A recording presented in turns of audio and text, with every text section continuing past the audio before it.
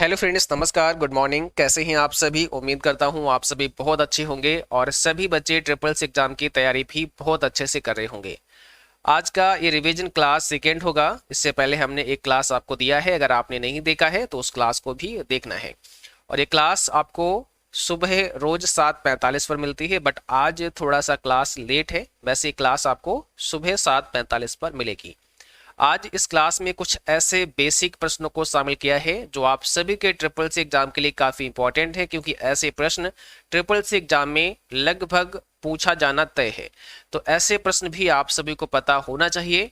But इस class को start करने से पहले आप सभी को बताना चाहेंगे, जो बच्चा ई बुक डाउनलोड करना चाहता है तो डिस्क्रिप्शन बॉक्स में ई बुक का लिंक दिया गया है, वहां से आप डाउनलोड कर सकते हैं। यहाँ पर आप देख पा रहे होंगे, एक तो आपका ट्रिपल सी कम्बो पैक है, दूसरा ट्रिपल सी प्रैक्टिस सेट जिसमें 1500 क्वेश्चन है, तीसरा चैप्टर वाइज जिसमें 1100 क्वेश्चन है। अब यहाँ पर ये जो दो ई बुक आप देख रहे हैं, एक का प्राइस 75 है और एक का प्राइस 85 है। इन दोनों को आपस में कंबाइन कर दिया गया है। ये जो पहला ई बुक है, इन दोनों को आपस में कंबाइन करके बना दिया गया है। ऐसा क्यों? देखिए, अगर आप दोनों ई बुक लेना चाहते हैं तो अलग अलग डाउनलोड करेंगे तो ये 75 का है और ये 85 का है, 160 रुपये का पड़ेगा। ठीक है, तो यहाँ पर जिनको दोनों आवश्यकता है, दोनों की आवश्यकता है, वो यहाँ पर ओनली 99 रुपीज में डाउनलोड कर सकता है। तो इससे बच्चों को काफी ज्यादा बेनिफिट होगा, है ना। इसलिए इसको यहाँ पर एक कम्बो पैक में कर दिया गया है। हाँ, जिसको केवल एक लेना है तो वो यहाँ ले सकता है। अब अगर आपको दोनों लेना है और अलग अलग आप लेंगे तो आपको थोड़ा महंगा पड़ेगा। सो इसलिए आपको यहाँ पर केवल 99 में दो ई बुक मिल जाएंगी। ठीक है, और नीचे प्रीवियस पेपर है तो आप इसे भी ले सकते हैं। बाकी सबसे बेस्ट की अगर हम बात करते हैं, क्योंकि बहुत से बच्चे पूछते हैं कि सर कौन सी मेरे लिए अच्छी रहेगी, तो आपको ये 99 रुपीज वाला लेना है, क्योंकि ये थोड़ा सा सस्ता भी पड़ेगा और इसके अंदर आपको ये दो ई बुक मिल जाएंगी जो सबसे ज़्यादा मोस्ट इंपॉर्टेंट, एक चैप्टर वाइज मिल जाएगी और एक 1500 क्वेश्चन की मिल जाएगी। बाकी जो फुल फॉर्म है, कंप्यूटर की शॉर्टकट की है, फाउंडर्स नेम है, ये सारी चीज़ें इसमें दी गई हैं। तो बहुत आराम से आप यहाँ से अपनी तैयारी को कर सकते हैं और पढ़ सकते हैं। ठीक है, चलिए तो स्टार्ट करते हैं। आज का सबसे पहला प्रश्न आपके स्क्रीन पर आ चुका है। अब आप लोग बताएंगे यूएसएसडी का फुल फॉर्म क्या होता है। देखो, ये प्रश्न भी एग्जाम में आता ही आता है। ठीक है, तो यूएसएसडी का फुल फॉर्म क्या होता है? यूएसएसडी का फुल फॉर्म आप लोग बताएंगे। इसका मतलब अनस्ट्रक्चर्ड सप्लीमेंट्री सर्विस डाटा होता है। अनस्ट्रक्चर्ड सप्लीमेंट्री सर्विस डाटा, ये यूएसएसडी का फुल फॉर्म होता है। अच्छा, यहां से अगर यू को हटा दिया जाए, अब क्या बचा है? केवल एसएसडी बचा है। अब इसका फुल फॉर्म क्या होगा? एसएसडी का फुल फॉर्म क्या होगा? आपको पता है एसएसडी क्या है? सॉलिड स्टेट ड्राइव, है ना, एक एक्सटर्नल स्टोरेज डिवाइस है एसएसडी। ठीक है, जैसे आपने हार्ड डिस्क का नाम सुना होगा, तो हार्ड डिस्क की तरह ही थोड़ा इससे एडवांस होता है एसएसडी, मतलब सॉलिड स्टेट ड्राइव। ठीक है, तो ये भी आपको थोड़ा सा ध्यान रखना है। यहाँ पर फिलहाल यू कर देते हैं, यूएसएसडी हो गया। अगला देखो, नाबार्ड की स्थापना किसने की? ये भी क्वेश्चन ट्रिपल सी के लिए काफी पॉपुलर है, आता ही आता है, एग्जाम में पूछा ही जाता है। तो नाबार्ड की स्थापना किसके द्वारा की गई, आप लोग ये बताओगे, बताइएगा।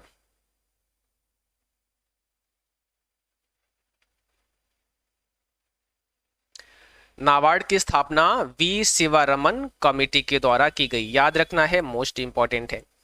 वी शिवारमन कमेटी के द्वारा नाबार्ड की स्थापना की गई। आप अपनी कॉपी पर नोट डाउन कर लीजिएगा। अगर आपसे पूछे कि नाबार्ड का फुल फॉर्म क्या होता है, तो national bank for agriculture and rural development, ये फुल फॉर्म होता है। कॉपी पर नोट कर लेना। ठीक है, 12 जुलाई 1982 को इसकी स्थापना हुई थी। ठीक है, वी शिवारमन कमेटी के द्वारा। ठीक है, अगला सवाल है, यूआरएल का फुल फॉर्म क्या होता है? यूआरएल का फुल फॉर्म आपको बताना है। क्या हो जाएगा? यूआरएल का फुल फॉर्म आप सभी को बताना है।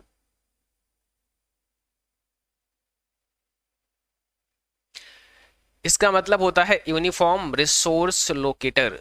तो फर्स्ट ऑप्शन करेक्ट होगा, यूनिफॉर्म रिसोर्स लोकेटर। यहाँ पे यूआरएल का मतलब होगा। अगला सवाल है कैल्क पाइवट टेबल का समर्थन करता है, यानी कैल्क में पाइवट टेबल होता है, आप इसका इस्तेमाल कर सकते हैं, ऐसा सवाल आपसे पूछा गया है।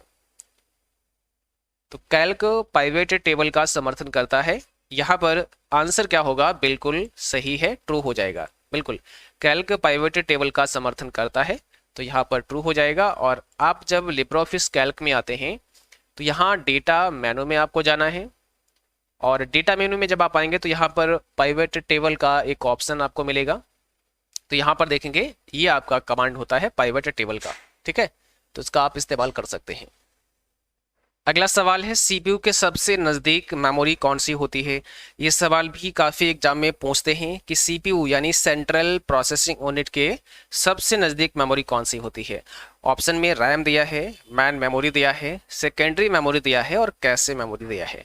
तो आपको जवाब करना है इसमें कौन सा करेक्ट आंसर हो जाएगा। यहाँ पर जो कैशे की फुल स्पेलिंग है वो CHACHE होता है, ठीक है।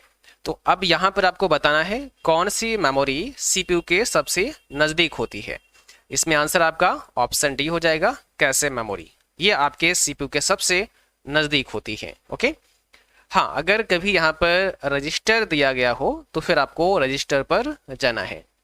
यहाँ पर आपको बताना है मोजिला फायरफॉक्स क्या है, सर्च इंजन है, वेब ब्राउजर है, सिस्टम सॉफ्टवेयर है, या इसमें से कोई नहीं। मोजिला फायरफॉक्स आपसे पूछा गया है, तो एक वेब ब्राउजर है, ऑप्शन नंबर बी करेक्ट हो जाएगा, एक वेब ब्राउजर। देखिए अगर गूगल क्रोम की बात करें तो वेब ब्राउजर, मोजिला फायरफॉक्स की बात करें तो वेब ब्राउजर, इंटरनेट एक्सप्लोरर की बात करें तो वेब ब्राउजर, ठीक है, माइक्रोसॉफ्ट एज की बात करें तो वेब ब्राउजर, तो ये सभी क्या है, वेब ब्राउजर हैं। कुछ नाम आपको पढ़ लेने हैं वेब ब्राउजर के, ताकि आपको पता चले कि हाँ ये वेब ब्राउजर होते हैं और ये सर्च इंजन होते हैं। और इस पर हमने एक वीडियो भी आपको दिया है, थोड़ा पुराना है, आप उसे देख सकते हैं। ATM pin, mobile banking pin आदि बदलते रहने चाहिए, ये सारी चीज़ें आपको चेंज करते रहने चाहिए। तो बिल्कुल सही है, मोबाइल पिन, एटीएम पिन आपको बदलते रहना चाहिए। अगला सवाल है URI का फुल फॉर्म क्या होता है। URI का फुल फॉर्म क्या होता है।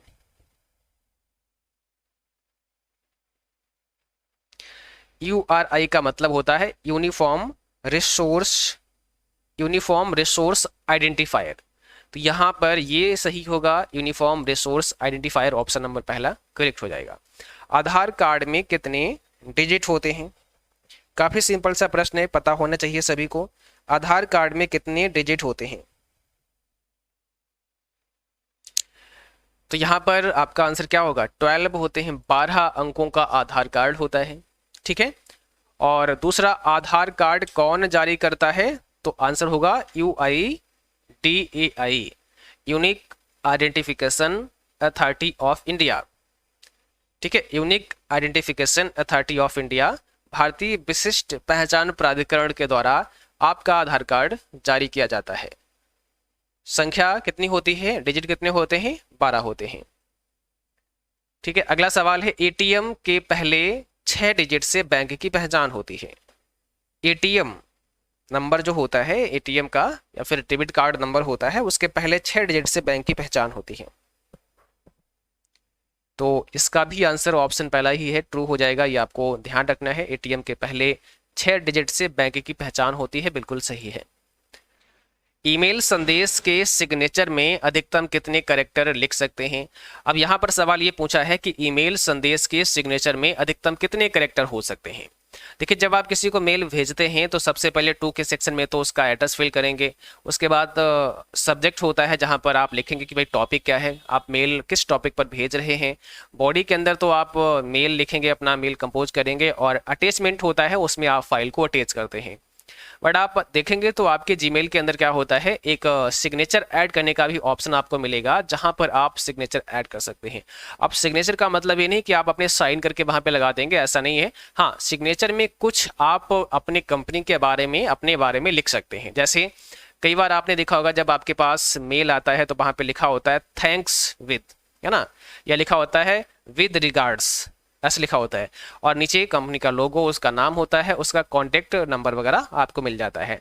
तो अगर आप चाहते हैं कि आप भी जब किसी को मेल भेजें तो कुछ लेटर्स आप अपनी तरफ से लिखना चाहते हैं जो वहाँ पर आपके बारे में हो, जैसे आपका नाम वहाँ पे हो सकता है, आपके कंपनी के बारे में हो सकता है, आपका कॉन्टैक्ट नंबर हो सकता है। तो ये चीज़ें अगर आप लिखना चाहते हैं और आप चाहते हैं जब जब हम मेल किसी को भेजें तो ये साथ में अपने आप जाए, तो उसे आप सिग्नेचर में ऐड कर सकते हैं।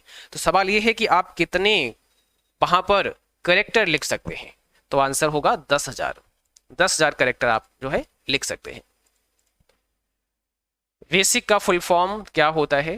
बेसिक एक भाषा है, एक लैंग्वेज है, और इस भाषा का पूरा नाम आप लोग बताएंगे।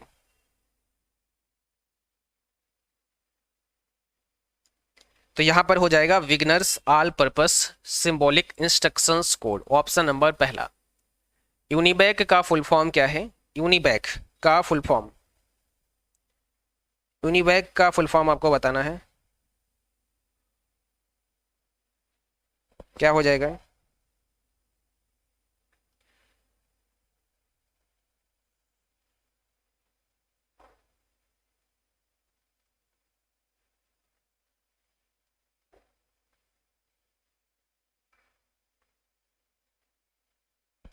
यहां पर पहला ऑप्शन हो जाएगा यूनिवर्सल ऑटोमेटिक कंप्यूटर।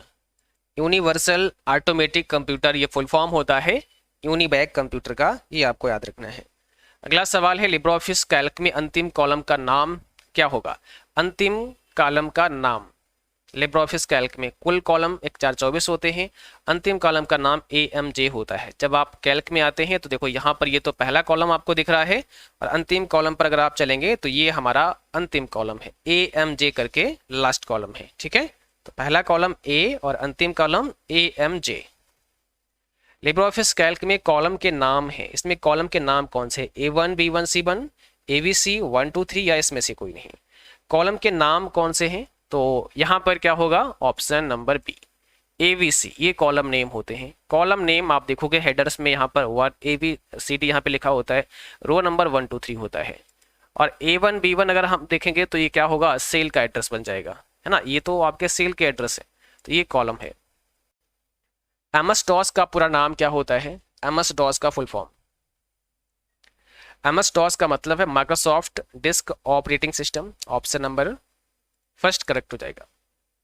POP का फुल फॉर्म बताइएगा, POP का फुल फॉर्म क्या होता है?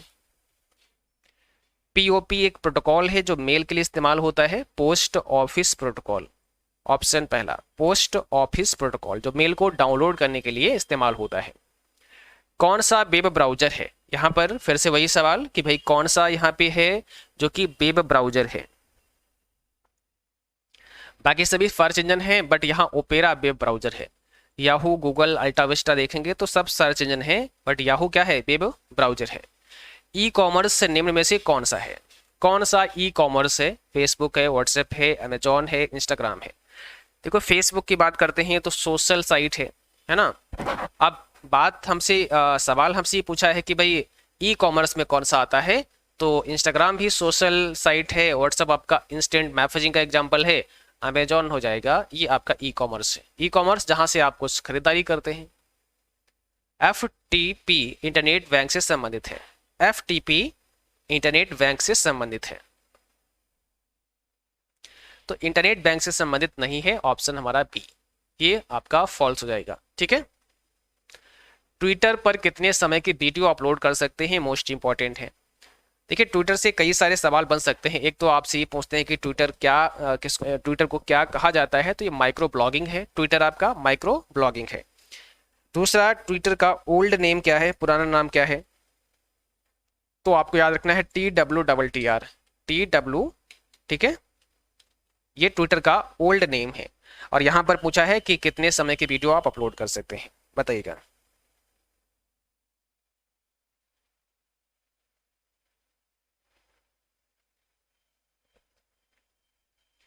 तो यहां पर हो जाएगा आपका 2 मिनट 20 सेकेंड। ट्विटर पर आप कितने समय की वीडियो को अपलोड कर सकते हैं? 2 मिनट 20 सेकेंड की वीडियो आप अपलोड कर सकते हैं ट्विटर पर।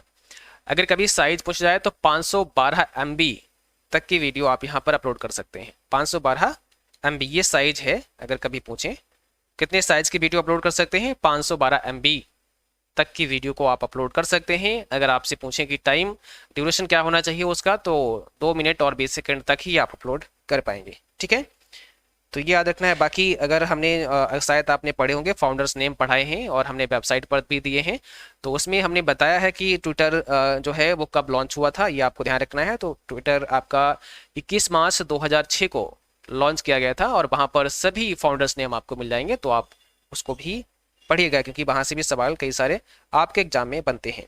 अगर आपसे पूछें कि ट्विटर के फाउंडर हैं कौन, तो आंसर क्या होगा? जैक डॉर्सी हो जाएगा, है ना। जैक डॉर्सी ये ट्विटर के फाउंडर हैं।